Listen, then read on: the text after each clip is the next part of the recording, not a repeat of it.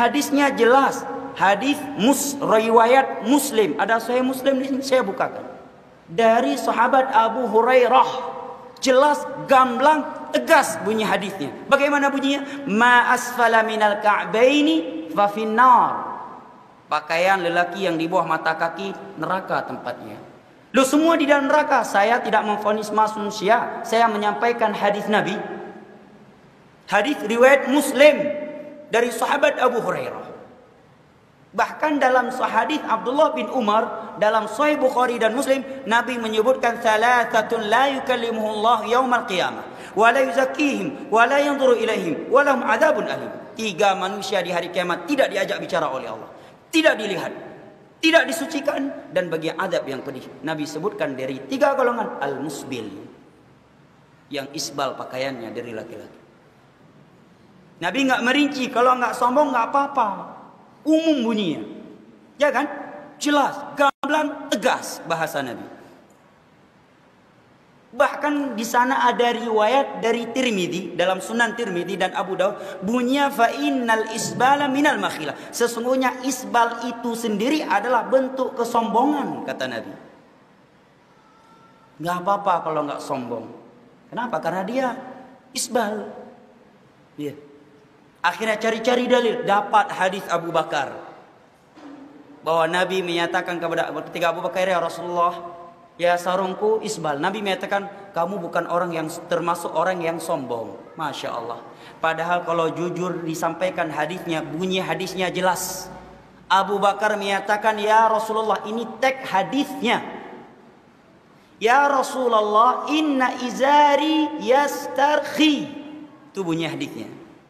Wahai Rasulullah, sarungku melorot. Apa arti melorot? Berarti apa? Sebelumnya di atas apa di bawah? Di atas. Kalau di bawah naik namanya, bukan melorot. Ya kan? Inna izari yastarkhi. Sarungku ya Rasulullah melorot. Kemudian Nabi menyatakan, kamu bukan termasuk orang yang sombong. Apa yang kita pahami berarti dari hadis itu? Kalau kita ikhlas mencari kebenaran ketika mendengar hadis ini, bukan ingin ikut, kita paksa hadis ikut hawa nafsu kita. Kalau jujur, semua orang bisa berkata bahwa Abu Bakar sarungnya isbal karena melorot, menunjukkan tidak sengaja, ya kan? Kedua, Nabi telah merekomendasi, menyatakan bahwa Abu Bakar tidak sombong dunia akhirat. Lah kita, siapa yang merekomendasi kita nggak sombong, saya dan Anda?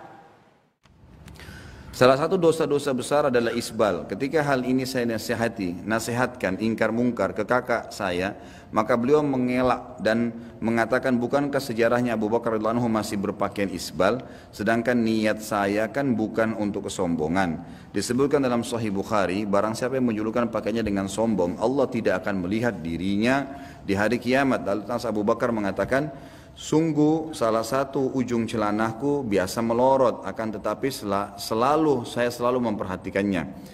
Maka kata Nabi SAW, engkau bukan melakukannya karena sombong. Komentar Nabi SAW, hadis Bukhari nomor 3655. Bagaimana jika ada yang berdalil dengan perbuatan Abu Bakar di atas bahwasanya ia menjulurkan celananya karena sombong?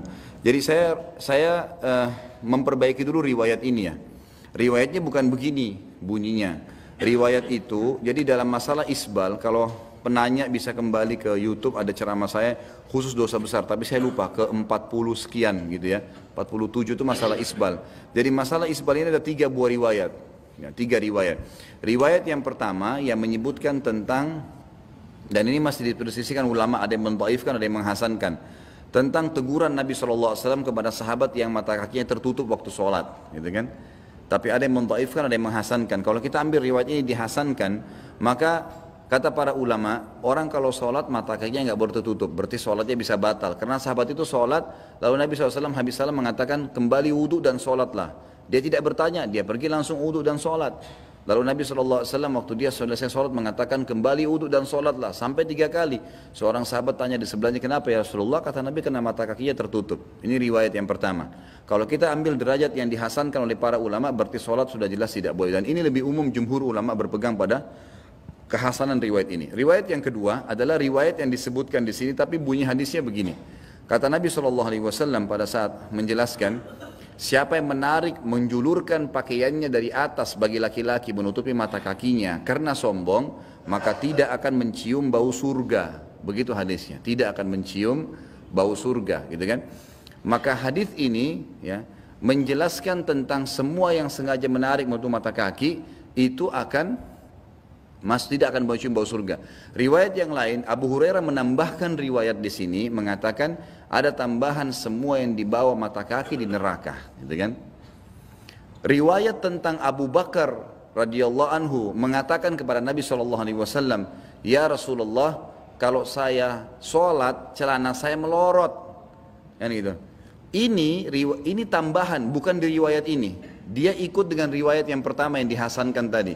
Waktu Nabi SAW menegur orang yang sholat melorot celananya itu, sempat menutup mata kakinya, sempat Abu Bakar mengatakannya, Rasulullah, saya kalau sholat celana saya melorot, gitu kan? Turun, karena Abu Bakar radhiyallahu anhu orangnya kurus sekali, gitu kan? Orangnya sangat kurus radhiyallahu anhu. Maka beliau mengatakan, saya kalau sholat celana saya suka melorot, kecuali illa an ata'ahadahu, kecuali saya tahan dengan tangan saya, baru nggak melorot. Maka kata Nabi SAW, kau tidak termasuk orang itu, gitu kan? Karena kenapa? Bukan karena Abu Bakarnya, tapi karena memang dia pakai apapun melorot karena kurusnya, gitu kan? Abu Bakar itu cirinya disebutkan dalam ciri beliau, ini bukan kekurangannya, tapi ciri beliau kalau ditiup angin terdorong. Tapi keyakinannya luar biasa, gitu kan? Itu bukan jadi tolak ukur. Jadi karena biasa orang kalau kurus sekali, diikat bagaimanapun melorot lagi, diperbaikin lagi. Itu sebabnya. Jadi ada faktor sebab, maka tidak apa-apa. Ini hadis kedua. Hadis yang ketiga riwayat Bukhari Muslim. Ini sampaikan kepada kakaknya. Kata Nabi SAW, 3 golongan yang paling berat siksaannya hari kiamat. Gitu kan? Allah tidak akan lihat mereka. Allah tidak akan membantu mereka di timbangan amal pada hari kiamat.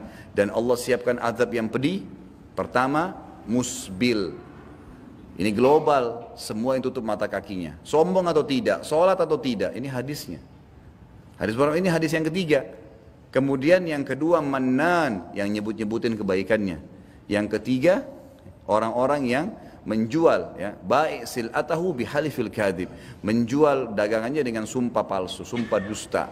Hadis yang ketiga, riwayat Bukhari Muslim ini menjelaskan isbal itu ada sebab sombong atau tidak tetap dilarang, gitu kan? Tetap dilarang. Dan saya sudah pernah jelaskan, di dalam ceramah itu saya jelaskan, ada apa sebenarnya dengan isbal? Kenapa isbal ini dipermasalahkan? Coba ikhwan. Kenapa sih kalau celana itu dinaikkan sedikit di mata kaki? Ada orang bilang jelek, ya, jingkrang lah, apalah, ketinggalan lah, kolot lah dan seterusnya. Itu karena naik sedikit ya, ini mata kaki sedikit naik. Yang anehnya, gitu kan, ada orang-orang lebih tinggi dianggap modern, celana puntung tuh. Lebih tinggi bukan? Lebih tinggi. Kok itu nggak dipermasalahkan tuh? Ini cuma naik sedikit masalah. Lebih tinggi kok jadi modern. Dari mana nih? Ada yang lebih hebat di atas lagi. Setengah paha kelihatan. Ini nggak dimasalahkan, dianggap hebat. Bagaimana nih? Ini persepsinya dari mana nih? Pemahamannya dari mana? Jadi yang menganggap itu buruk atau tidak, itu sebenarnya persepsi dia sendiri. Karena memang kita sendiri tanamkan itu. Kenapa orang kalau pakai jas percaya diri, persepsi dia ini keren. Kenapa ada perempuan kalau acara pengantin semua kekurangan kain, bolong depan, bolong belakang. Tapi tetap jalan percaya diri.